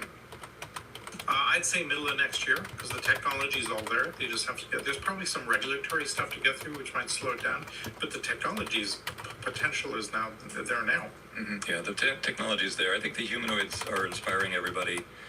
there's no surprise here, but you know what people don't talk about as much is the robotics that are doing nanosurgery, microsurgery are unbelievable, and also the robots that are crawling through pipes, cleaning things, you know, getting into sewer systems. Those are also taking off. They're not as sexy as the humanoids, but it's all happening concurrently, and it's just, you know, tremendous benefit for humanity. Yeah, I want to make a point about humanoid robots. You know, we've had this long, strong discussion. I'm tired of your point you're making. Hold on. I thought of a very real-world example of my octopus idea, which is you've got a humanoid robot. How many times when you're doing something, do you wish you had a third arm to hold the garbage bag open or whatever? So can we please have these humanoid robots have 3 arms? No, we'll just have 2 robots with 4 arms. Anyway, but here's interesting, right? We're going to see these companies stack resources. So, you know, I would not be surprised to see Tesla get into delivery services, right? With autonomous vehicles and Optimus robots. We'll see, obviously, your Amazon and Agility. We'll see other companies coming together on this. But a full stack in the physical world. Let's talk about robo-taxis. Big news since we spoke last on June 22nd. The Tesla robo-taxi launched in Austin with a flat fee of $4.20. Elon loves his $4.20 over and over again. So robo-taxi is now live. Here is Elon at Tesla headquarters in Austin. And here's a quick video of what a fan has experienced in robo-taxi. Thoughts? Finally, he's done it. I mean, I think it's one of the biggest markets, you know, that Tesla's going to experience. We've seen Kathy Wood predict as a multi-trillion-dollar marketplace. Tesla will have been known as a car manufacturer. It will be known as a humanoid robot and autonomous, you know, robo-taxi service delivery company. Thoughts, gentlemen? So 2 quick thoughts. One is never bet against Elon. I've learned that through my massive investment portfolio suffering over the last decade. I think the second observation is these cars are technologically quite inferior to the Google Waymo taxis because they don't operate in heavy rain. They're limited by human level sight, and that's a problem, I think, in the long term. He may get some buzz out of it, but he's going to have to upgrade the LiDAR for this to be really well, we'll talk about that. And it could be, hold on, let me just say on the other side of that, he could just be waiting for LiDAR systems and all that, the cost curve where it becomes cheap enough, and then you just flip over to that. Well, you know his thesis, right? If a human driver can drive with just his or her eyes, in fact, with one human eye, then from first principle thinking, an autonomous car should be able to drive with a couple of cameras. And that's his basic thesis. That's great, except LiDAR can see 5 cars ahead. So why not give it superhuman skills? Yeah, you could do it. Why not do it? And yes, it's much more expensive for now. I think he went down a philosophical route of going away from LiDAR, and I think you end up with an inferior product. But if it's workable and it works well enough, that's fine. I mean, listen, I drive with my Tesla's autonomous mode all the time, and it does perfect. The only time it ever stops working is when it catches me picking up my phone and looking at it, and it beeps at me. Otherwise, it's extraordinary. In the rain. That part surprised me, actually. I didn't know, you know, when we were driving together a couple weeks ago, the inward-facing camera is new to me. It's like actually watching your behavior and then adjusting. It's like, wow, that's a little weird. If I'm looking out the window to the left, it sort of like beeps at me. If I pick up my phone, it beeps at me. It's like really annoying. But, I've kept my 2017 Tesla Model S for exactly that reason. There's no inward camera, so it's great. I've now driven that car, just to flip to the other side of this, I've now driven that car 4 times up and down the country from Miami to New York or Toronto. So I've become a bit of an expert at Have you heard about airplanes, Salim? Have you heard about this thing called an airplane? You know what? I load up with 5 of my favorite shawarma kebabs. I arrange 40 conference calls. The car drives itself 80% of the time, and it's free to do that. And I arrive more refreshed than when I left. I mean, it's phenomenal. All right, let's take a look at this next one. So Tesla faces protests in Austin over Musk's robo-taxi plans. Protesters claim Tesla's FSD, full self-driving, has been linked to hundreds of crashes, including dozens of fatalities. So let's look at the data here 1 second. Here it is, number of accidents per million miles. And without any question, listen, humans are terrible drivers. We are distracted constantly now with at least one cell phone per car. We are terrible control systems for 2-ton cars going at high speed. Yeah. Can I throw out a quick data point here? Sure. About in 2011, I think it was, there was a 3-day outage in BlackBerry services around the world. Nobody could send text messages for 3 days. The accident rate in Abu Dhabi dropped 40% during that 3 days. Okay, that was then. Today, you look at anybody driving, they're looking at their phone. We absolutely should not be driving as human beings. I agree. I mean, we're going to see an extraordinary increase in safety. I mean, just the idea of a 16 or 17-year-old driving a couple of ton vehicle at 60 miles per hour through the streets with very little experience and their phone distracting them should scare the daylights out of everybody. Well, this is America's greatest Achilles heel, actually, is that we're responsive to sympathetic stories that are statistically rounding errors, and it's actually wrong. Or wrong, yeah. Sometimes, well, look at the State of the Union address. Somewhere along the way, it changed to, let me call out 4 or 5 people in the crowd here and tell their personal stories. You're like, well, how do I know if that's just like, that could be 1 in a trillion for all I know. But yeah, that's okay. I'm just trying to sway a bunch of voters toward what I'm trying to get done here. But we're ridiculously, swayed by that. And if you look at that prior slide, yes, hundreds of fatalities from self-driving. Like, well, hundreds relative to what? And, you put your statistician hat on, you're like, this is clearly better. But, some of these are really, really tragic. And if it's all captured on video, which everything is now, it can sway opinion. And this is where, if America is going to lose to China or to some other, state, it's going to be for this reason. Yeah, it's the same concept when people hear about an airplane accident. Oh my God, I'm fearful of flying. It's like, have you looked at the accident rates in cars? I mean, flying is still the safest mode of transportation. 1.2 million people a year die in car accidents around the world every year. Yeah. Well, hey, nuclear power, we will come to that later, I guess, but that's another case study. I mean, we will. So here's an important news bite from this past month here in LA. 5 Waymo vehicles were torched in downtown LA. Waymo paused service in LA, limited in San Francisco, Austin, Phoenix, Atlanta.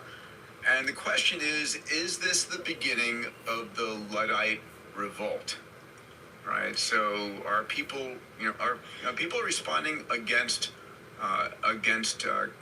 all of the technology? And here's an image of the Luddite revolution from 8/11 through 8/16, and I have some data I want to share with you guys on this because I think it's worth noting, and I want to talk about it. So the Luddite revolt over that 5-year period was a series of protests by English textile workers against the mechanization of the Industrial Revolution, particularly against automated looms that threatened their jobs and wages. Sounds familiar, right?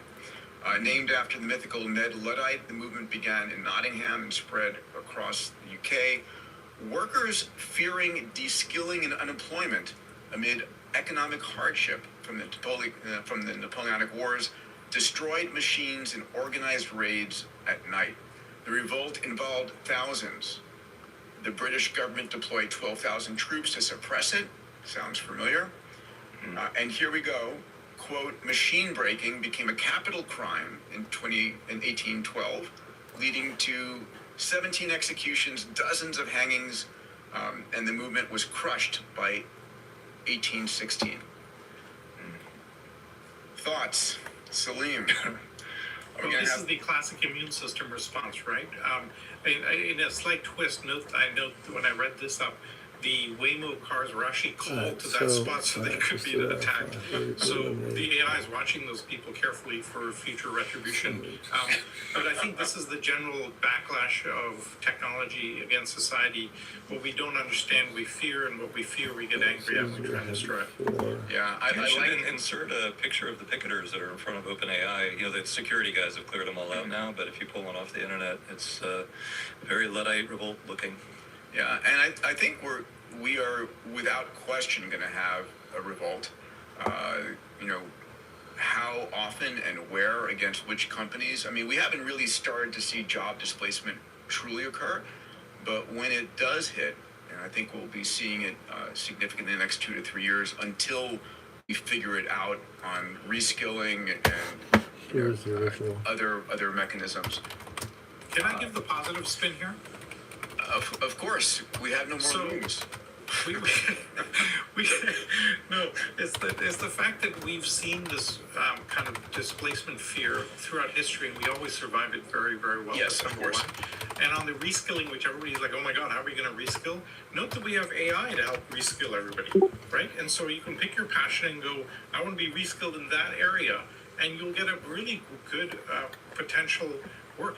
Note also that we're near full employment today and have been for a while, so we actually need a little bit more buffer in the labor market than we have today. So those are my positive spins, and I also understand the negative. I am curious what rules and regulations the government will put forward. I don't think it will become a capital crime. I do think we'll see troops again deployed on things like this. This was or just arm the Waymo cars with little machine guns. So I love that, right? Fight back. This was a scary story. 2 children shot while in a Waymo here in Santa Monica at 2nd and Broadway. This is actually probably a mile from my home. 2 teens were shot in arm and torso, non-life-threatening, now stable in hospitals. I think violence against tech, I don't know if you remember all of the scooters here in Santa Monica, Salim, if you were here at that time. And the scooters, people sort of raged against the scooters because they were blocking sidewalks. They would literally throw them to the middle of the street. They decapitate them. I think we're going to see, when we see Waymo robots, or not Waymo robots, when we see Optimus robots and Figure robots on the streets, I think we're going to find them in various positions hanging from trees. Thoughts here? We are, but I think this is really just part of the shift. I mean, they probably called the Waymo to try and get away, and there was probably some sort of gang violence involved in this, something like this. Yeah. Okay, this was the slide about Waymo versus Tesla. And here's a tweet. The downfall of Waymo began yesterday. This was tweeted on June 23rd about the launch of Elon's robotaxi. So people need to understand the Waymo car is not cheap. It's a $200,000 vehicle. It's got 29 cameras, 5 LiDARs, 6 radars. Versus the robotaxi, and Elon has held to his first principle thinking, there shall only be cameras. But this would be a great Dave Salim bet. Dave, do you have a particular preference on which one would win on this? Yeah, Peter, you know this topic far better than I do.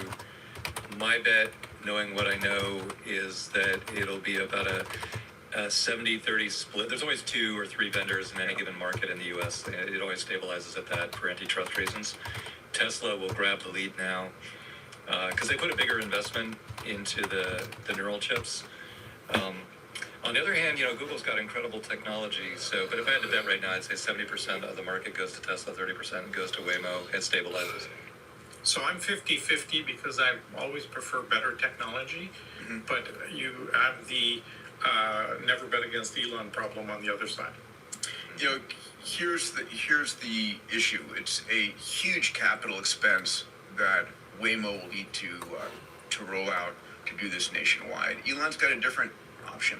You buy a Model Y, you turn on self-driving, it drives you around, you're going on vacation for a week, you tell your car to go off and earn your revenue. So basically the CapEx is covered by the consumer, and it becomes a revenue engine for you. So you'll buy a couple of these and just have them go out there. So he's going to populate millions of these cars across the country at no CapEx to himself.